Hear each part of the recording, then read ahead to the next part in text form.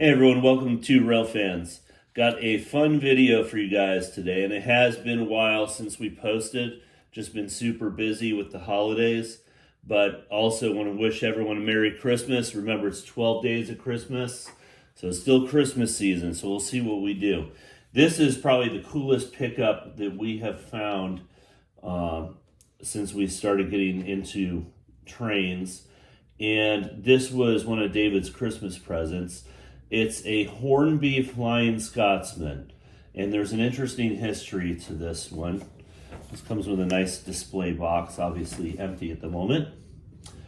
So basically, the history of this, there was a collector who had tons of trains, never had a train layout. This train had never been run. And David was wanting to get into OO gauge. I saw this model on eBay, and it had an address of a local merchant to us about 15 minutes from our house. And it said, "Walk-ins welcome." So I showed up, and it's basically a vintage secondhand store with high-end stuff. And the lady had bought this guy's entire collection of train stuff. Again, basically just a collector. This had never been run.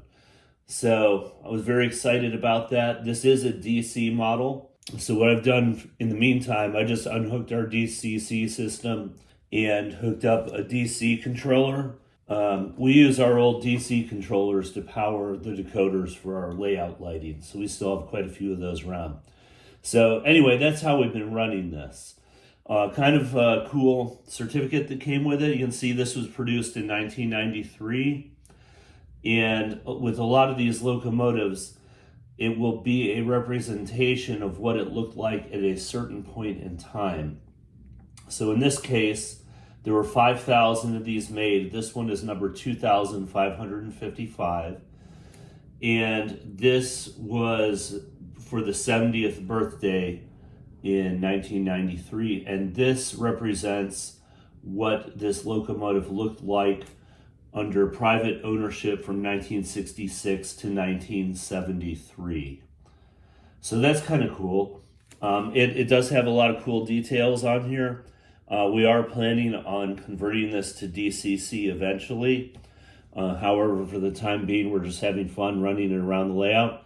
So the motor is in this tender right here. You'll see there's two tenders.